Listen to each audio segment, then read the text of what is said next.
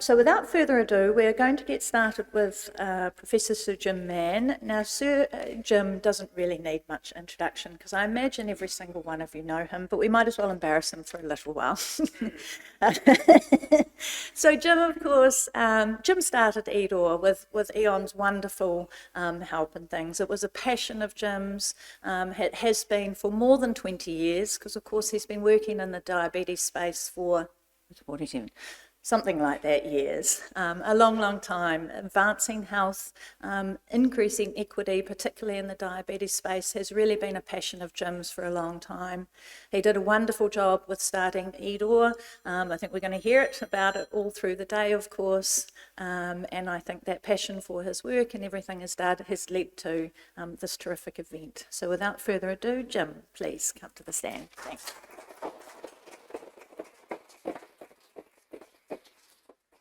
Morena, I've already been introduced. Can't say any more about that. I would really just like to follow on from where Sir Bruce left off in talking a little bit. Do I show the slides happen automatically, or do I do something here?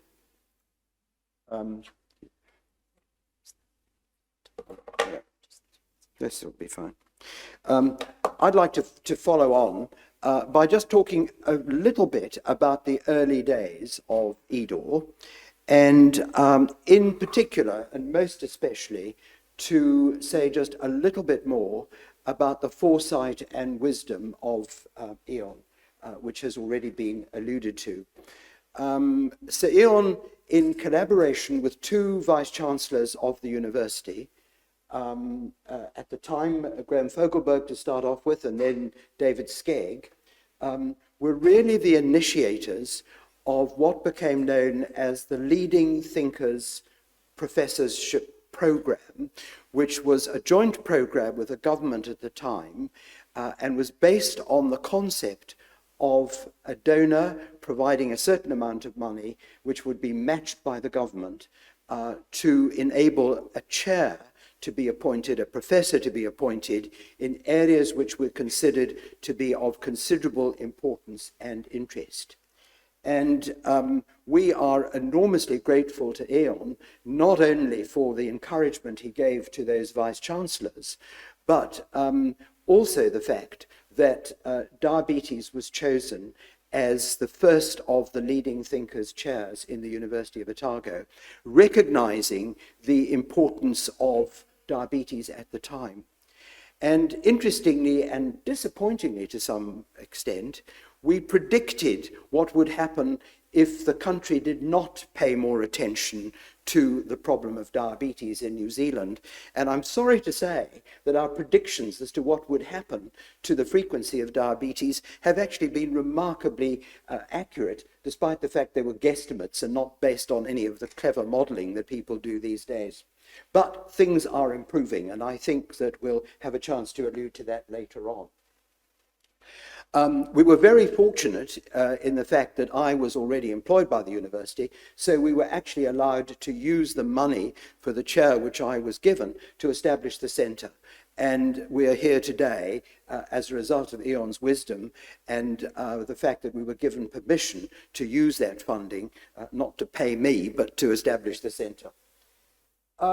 I think that I would also just like to make very clear that at that time, although it was certainly research that was at the forefront of our activities, it was very much part of our brief to advocate for diabetes and to really put out the message of diabetes, the importance of diabetes, and the fact that we, and the government in particular, needed to take action. And hopefully you will get a feel of the extent to which we have been successful in that role. Just before leaving this slide, I would like to also acknowledge a couple of other people who were really very important at the beginning of our activities. And we'd hoped that Eleanor Murphy would be here today, but I don't think Eleanor has been able to come. Her sister has just told me that she's not well, but I would like to acknowledge Eleanor and the role she played in the beginning. Eleanor actually established a lifestyle centre for people with diabetes, and particularly the Māori community with diabetes, which was a model of what has been introduced in a number of other places, and a very successful model. And I'm sorry we don't have more of it today, but very grateful to Eleanor for what she did. And somebody else who gave us a great deal of support in the early days was Professor Sir Don Bevan, who was very supportive of the establishment of our centre.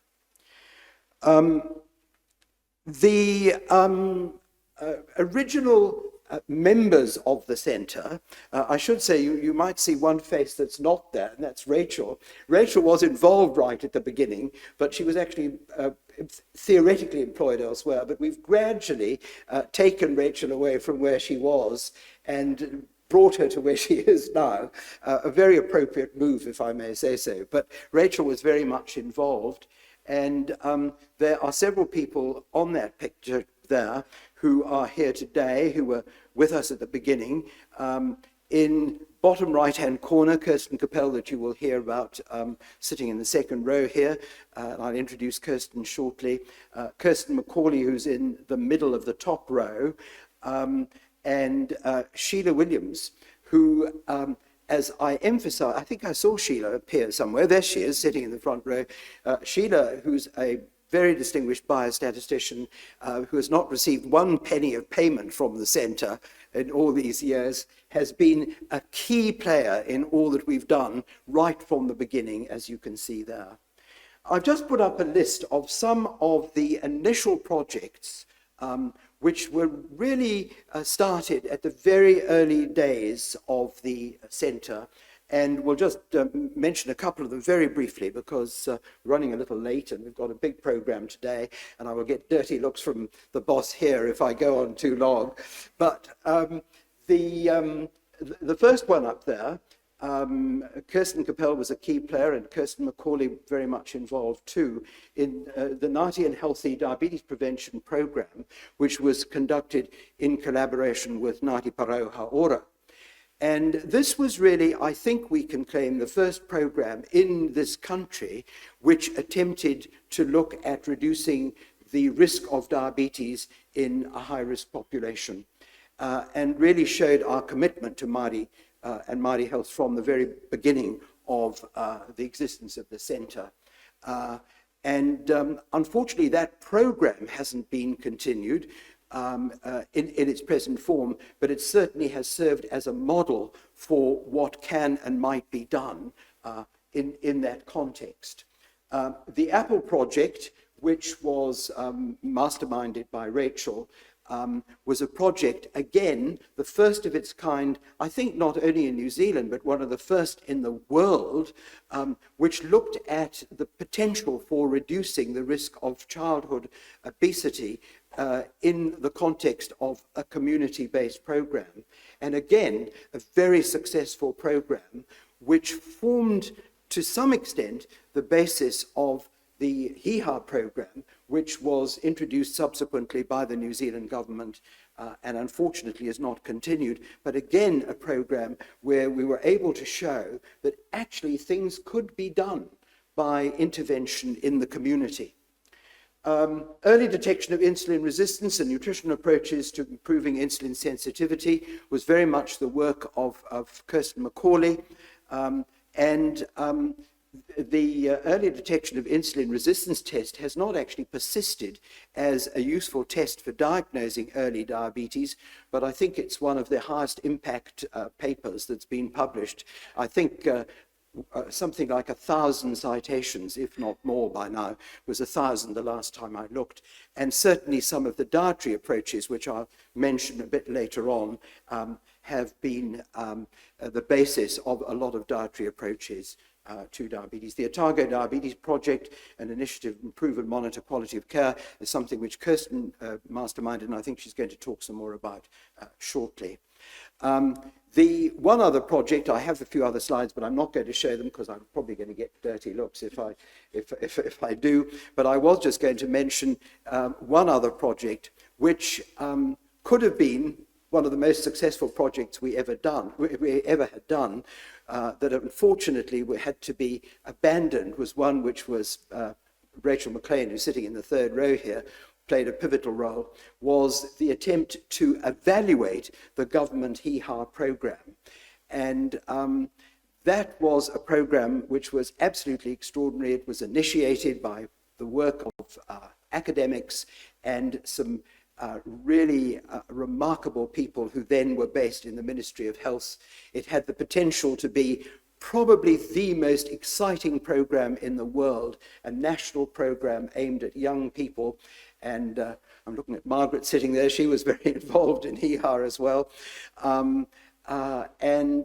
Unfortunately, a government of the day decided to abandon that.